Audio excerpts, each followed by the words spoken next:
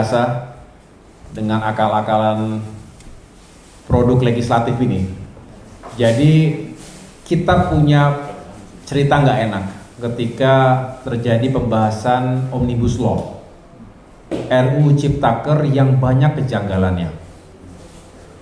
Tiba-tiba pembahasannya dibawa keluar kota yang orang nggak tahu kemana, di tengah-tengah malam, di jam-jam tidak wajar, tiba-tiba diharuskan dalam 24 jam putus, diketok, produk yang nggak ada tiba-tiba harus disahkan, kita mau bicara, mau angkat suara nggak boleh, mic yang dimatikan.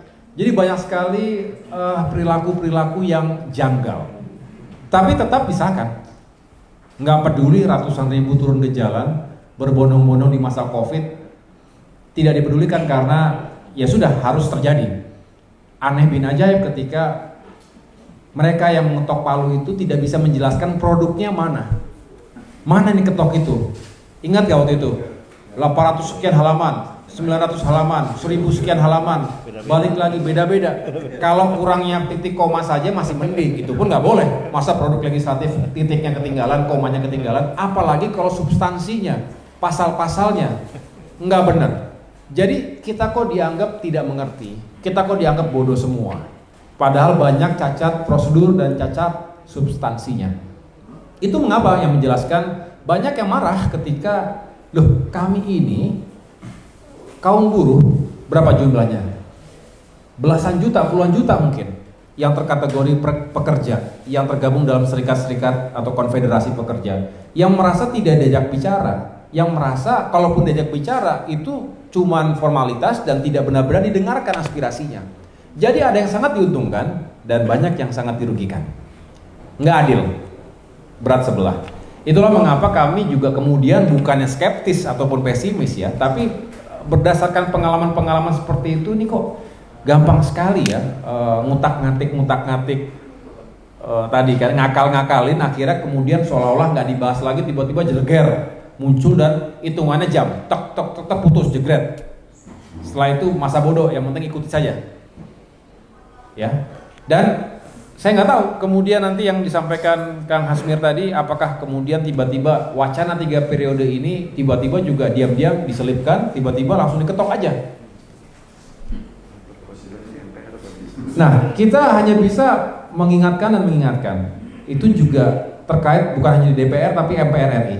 Kami punya seorang wakil ketua MPR RI yaitu Pak Sarif Hasan misalnya, dan juga fraksi MPR RI dari Partai Demokrat. Ketuanya itu Beni Kaharman, kalau tahu ya, itu ketua fraksi Partai Demokrat di MPR RI. Jadi kami hanya bisa mengingatkan, memantau dan mengawasi jangan sampai tiba-tiba colongan gitu loh, tiba-tiba kayak begitu-begitu lagi ketok palu aja.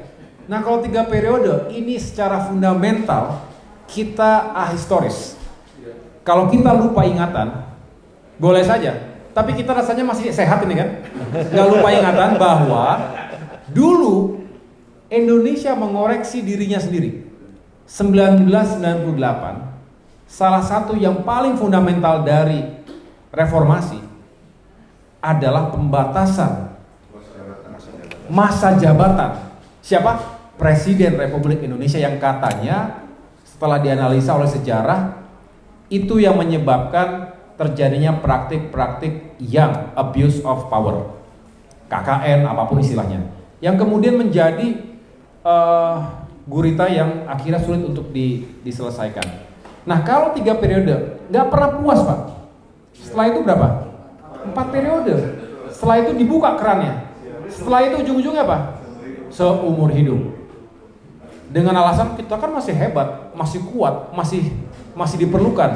Nah kalau seperti itu Pak, rasa-rasanya darah, keringat, air matanya para reformis, para pejuang-pejuang reformasi itu seperti tidak ada harganya. Karena kita kembali kepada masa-masa kelam sebelum terjadinya reformasi. Dan ini akan menjadi presiden buruk di dunia internasional. Saat ini kita justru harus menjadi contoh.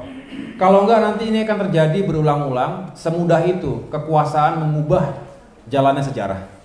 Bukannya kita takut berkompetisi, enggak. Itu kan kompetisi juga. Tapi ya jangan gitu-gitu banget lah. Kalau ingin berkuasa ya maksud saya harus ingat sejarahnya.